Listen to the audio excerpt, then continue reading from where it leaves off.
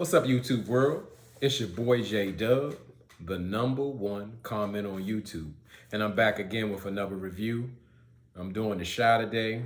And, normally with my reviews, I do like a overview of particular scenes that stuck out to me. I go over not every scene, but most of the scenes, things that are important. And again, I will forget something sometimes to leave something out. So that's your chance to, with my model, say what you say on this channel. Drop down in the comments, put what you think, what you like, what you didn't like, or anything you wanted to add. So this episode is the season finale, season 4, episode 10, called "Raisin in the Sun." But I renamed it to "The Return of the Missing."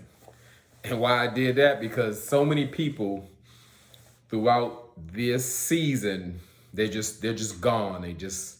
You don't know why they're missing, or then they just pop up 4 or 5 episodes later. Like, it's not realistic. So in this episode, a whole lot of people came back. So it started off, it shows Trig and Rashad sitting outside of an ambulance, and it's safe to say pretty much Marcus is in that ambulance, Jim's dad. And when I saw that Trig was sitting with Rashad, I was like, that's a big mistake.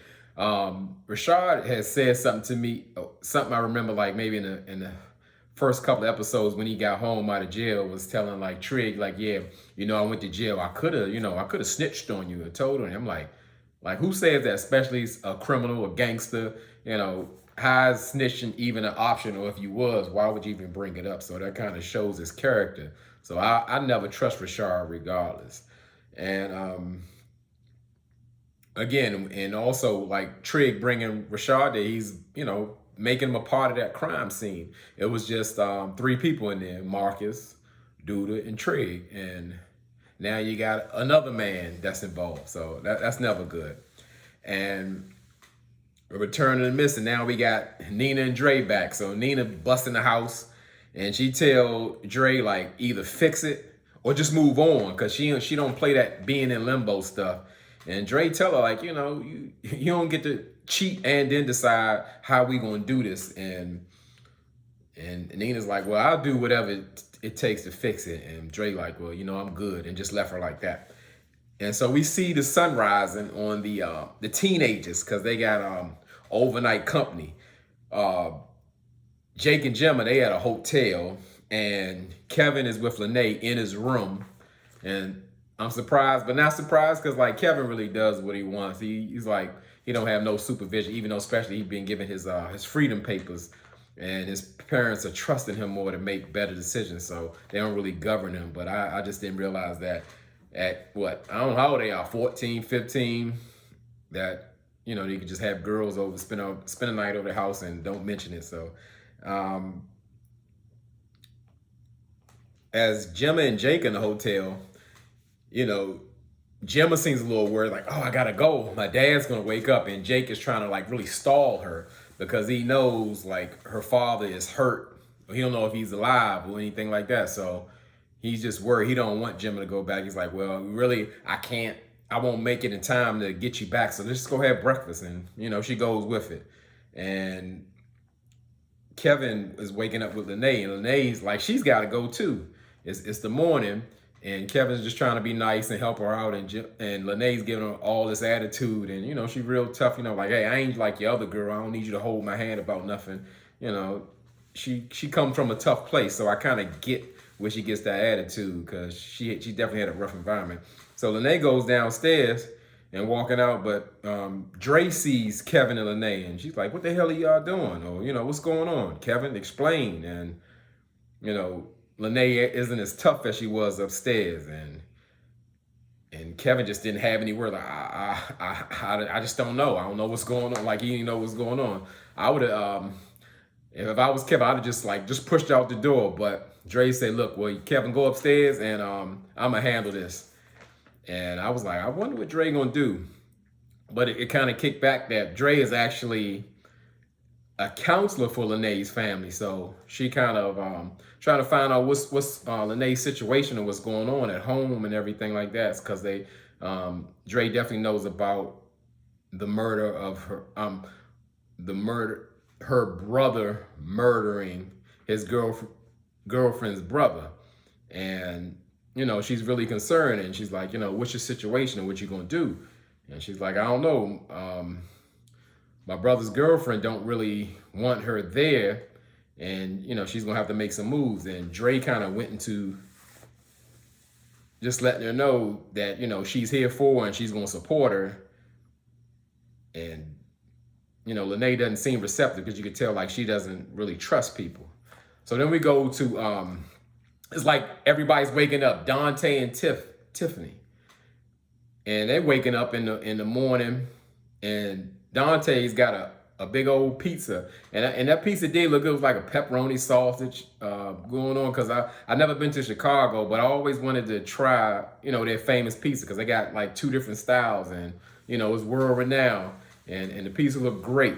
And the funniest part was when Dante offered Tiff a piece of pizza, and she was like, "Hey, you ain't got no napkins or nothing?" He's like, "Girl, we in the hood. You don't need no napkins." I died laughing. And pretty much while Tiff eating the pizza, she just like kind of threw it out to Dante. Was like, "Well, what do you think if I leave Emmett?" And he like leave him for what? Why would you do that or whatever? She like, to be with you.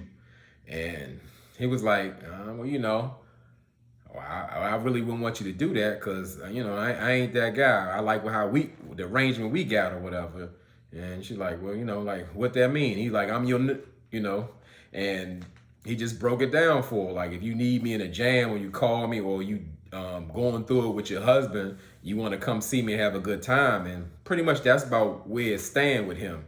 And he even, confirmed with her, like, good communication. Like, does that make sense of what I'm saying? He ain't bite his tongue or nothing. He didn't say it to be mean, but he just let her know that this is like a fling, or we having fun. He ain't trying to move in and be together, because she sure was going to leave Emmett. All he had to do is say yes. And so we see Gemma, she actually didn't go home. She went over to Jake's house, and by accident they had the TV on, and she learned that her father is in critical condition, and she like her soul just fell out of it. She was, she was crushed, and you could kind of see Jake and Trig trying to hold together, because they both know exactly what happened. So they just had to like kind of support her through it, and calm her down and get her to the hospital. And so we just don't know how that's gonna play out. And we go to see my boy Emmett, and he looking pitiful. He's sad under the covers. He just looked depressed. And he doing what he do. He usually just waiting for Tiff to come home whenever she feel like it, because of that open marriage. And surprisingly, he really stood his ground, and he asked, gave her opportunity, he gave her ultimatum. I need you to choose him or me. And she still couldn't make her mind up. And he just said, like, look, I'm moving out then, because, I ain't doing it. I told you I'm not doing it. He ain't playing that limbo and back and forth game, because he wants a closed marriage. And Tiff ain't ready to give up Dante. And I thought at that point, she would, because Dante made it clear that he didn't want to be with her, but I guess she gonna still hang on to him for the meantime. And then we see Duda. He's discovered Tracy all over again. Tracy been missing ever since he got shot. And I'm like, what's going on? Because she was actually supposed to meet Duda on the roof when he got shot. And it was like, she just gone. She just disappeared. And now she's like the new spokesperson for the mayor's office. And Trig just happened to be at the press conference.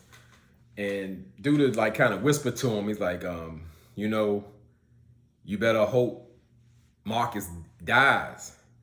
And Trig was like, actually, I hope he lives.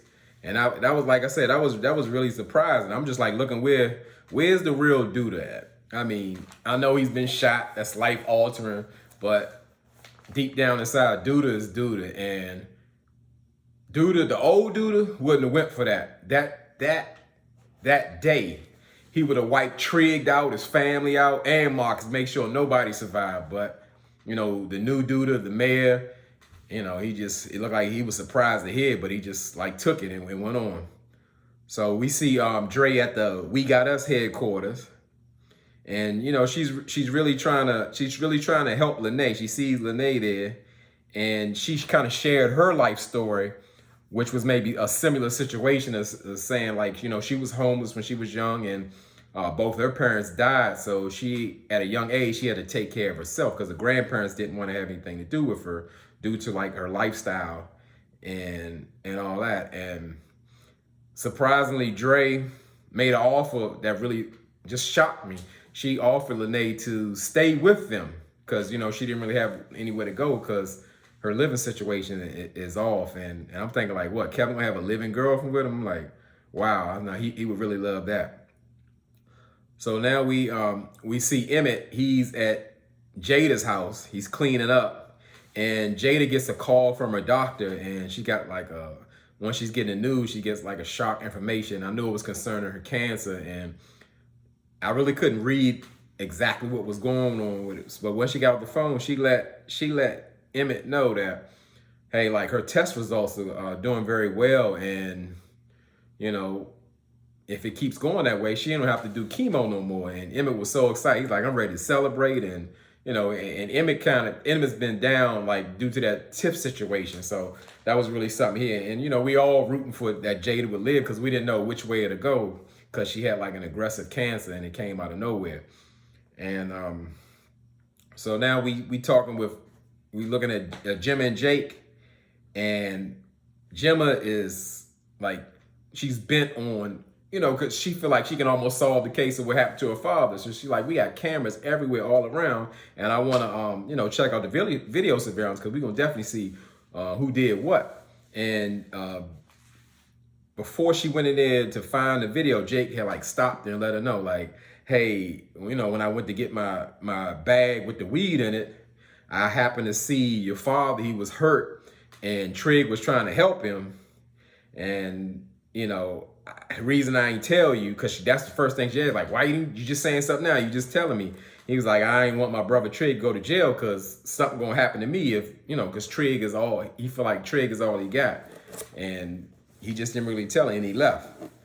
So that's a sticky situation now that Gemma has the footage and she could do anything with it. Her father's still in intensive care and like in a coma. So like I said, we don't know where that's going. And then Jake went home and he told Trigg, like, hey, I told Gemma about it. And they was like trying to find out why would he do something like that. But he was like, well, because she got the video surveillance. And then Rashad was there, and Rashad was like, looked like he's about to step to Jake, like he's about to slap Jake, So I'm like, you snitching, And I'm like, he just went on Jake. He was so upset, and like, I guess he feeling involved now because yes, Trigg brought him there, and surely, actually, they all guilty because they covering up a crime and they helped it, even though Trigg was actually the one who saved Marcus' life by calling the ambulance, but Duda didn't want him to do that. And so we see Tracy and Duda having dinner there at the penthouse, and Tracy wants to know if Duda had anything to do, any knowledge, anything to do with Marcus being injured. And of course, he told her no. And he kind of flipped the script on Tracy. He was like, if we're going to be together, you got to trust me. And that's the only way things going to work. And then Tracy fell for it, and she reveals to Duda that now she's in love and all that. So we know that ain't going nowhere because, Duda can't love nobody, and Duda is going to do what's best for Duda. So Gemma came back to see Jake at his house, and he like worried he won't even let her in the house. They so close, but now he don't even trust Gemma, and he want to know, like, hey, you gonna send my brother to jail? And she was like, well, no, I'm not gonna do that. She just like, can I come in and I want to talk? And she told Jake and Trigg, because they both came outside, and told her, like, I got the footage and I really can't watch it, but I want to, I'm not going to the police, and I want to free you, Trigg. And she turned it over to him. But, something, believe me, like that, with that footage out there, it's just not over. And it's just so incriminating. I don't know why he didn't destroy it on the spot. And Gemma used something like a little catchphrase or like some words I didn't understand. Well, I ain't gonna say understand, like words that sound like she was just like too descriptive with it. She was like, yeah, I got the footage, but also, my father's blood is seeped in the floor, almost like saying like I still got evidence. So I didn't really understand why she said that. I was just like, where is she coming from? Because I could see how like Jake really would trust her. I mean, that's her father, and she wants to get down to the bottom of it, and I'm sure she wants whoever did it to be punished. And so now Trigg got the footage, and he goes see Duda, and he straight try to blackmail Duda, and Duda like, what's the price of what you want? Trigg like, well, I don't I don't roll like that. That ain't about no money. I need you gone, and I need you to never come back. And Trigg like, and Duda's like, where I'm gonna go? He's like, I don't care, just far away from here. And as I said, that this new Duda is something else. I mean, he came out verbally on it and let him know, like, Trigg, I mean, with a snap of my finger, I can wipe your whole family out. I can get your brother kicked out of school. I can get Rashad put back in jail and all that. And, Duda seemed pretty serious about it, but Trigg wasn't falling for it. And he just let him know, like, I wasn't playing. So he gave Duda pretty much a day to make a decision, and he got to do something real quick, because at this point, Trigg got the upper hand. It's so incriminating, and yeah, everything is going to be, at risk. If anybody sees that footage on the news, Duda never, he's going to jail. He's not going to be the mayor, and he got Duda in a spot. So I'm thinking like, oh, Duda, he didn't put Duda back against the wall, and something bad gonna happen, but nothing as of yet. So we see at the party, Nina's not Nina. We see a party for Jada, and we see Jada thanking all the three men in her life, which is Darnell, Emmett, and the return of the missing Sway. Sway been gone, I mean, at least 4 or 5 episodes. And that was so crazy. Sway was the one who convinced Jada to go to the doctor for the lump in her breast. And now all of a sudden he just popped up. As supportive as Sway was, he would have been there the whole time. So sometimes I feel like the Shy is comfortable with playing, again, with our intelligence. I've been hanging on and trying to, get with the show again. I've been there since day one, but it's getting kind of ridiculous. And now we got like kind of a theme going for the married couples who having a tough time and they want to talk at Jada's party. So we start out with Emmett and Tiff, and Tiff breaks it down to Emmett like pretty much she's ready to close the marriage up and just be with Emmett. And Emmett's excited and he wants that, but it really surprised me that Tiff really asked. What you can see, like they have like a disconnection. First, Emmett, telling Tiff, I love you. Like, you better say it back, because she sure didn't. She just don't seem like she connected to him anymore. And Tiff asked, like, well, we closing the marriage up, so you're not gonna cheat no more. And like Emmett refused to say it, and it just showed like the state of their marriage. Like, they're not really committed to each other, and especially they didn't play that open marriage game. And Emmett's always been a cheater anyway, so he said, well, both of them agreed that they just gonna do the best they can. So we know that's gonna be a mess already. So they might as well just keep the open marriage, or Emmett just should have stuck to his guns and just left the first time. And also, again, the couple that's having trouble, Nina and Dre. Dre's pulling Nina to the side and just letting her know, I know we having a stressful time in our marriage, but it's something really important to you. And Nina's really letting Dre know, like, our household will never be balanced if we having struggles in our marriage. And Dre pretty much told her, I'll do the work if you're willing to, put things back together. But she's letting her know that she wants Lene to come and live with them. And of course, Nina is like, she ain't feeling it, and she don't want to do it. But Dre is convincing, like, hey, I used to be a girl just like her, and I need for her to stay with us until we find her a foster family that I can trust. So in the end, Nina went along with it, and as I said, that's gonna be like a tough dynamic. That's Kevin's love interest. He's all into that girl, and you know, from going to he trying to make her his girlfriend to she's like in a sister mode with him. So that's definitely gonna be something. And like in the party, we see that Sway is back, and I'm just like he just act like he was there, and he's been there the whole time supporting Nina, and I said Nina and Jada. It's just so unbelievable when I look at it like why are you playing with us? You know, Jada's like professing her love for Sway. I love this guy so much. He's just been there and been. I'm like, where he been? He ain't been nowhere. So it's really hard to ignore. And the crazy thing that also like Tiff and Emmett made up to agree to close their marriage. While she at the party, she sees the weed man that she's been partnering with, like with the edible treats.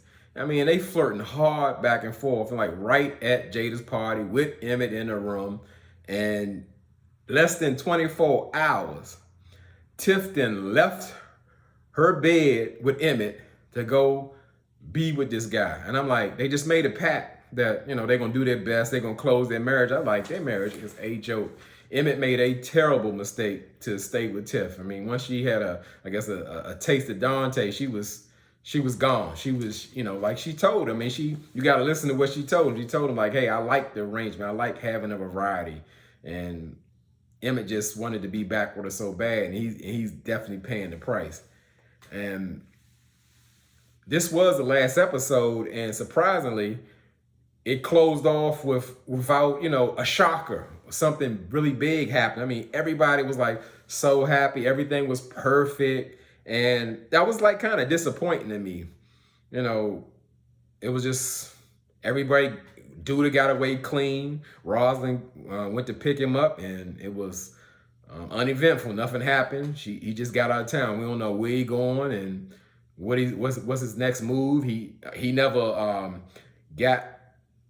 got with the lady that shot him, and he just left his mayor office within 24 hours. And now Rosalind's gonna be the mayor. I mean, it's just crazy. I just don't get it. And then we see Lene. She comes to live with Nina and Dre and Kevin, and you know, just like I said, Kevin got in mind that he got a living girlfriend, and Lene put out like, I don't even like you like that, and just everything went right. I always thought that Keisha, with her new love interest, like he had some kind of ulterior motive. He just seemed too nice and too supportive and too eager to be with her.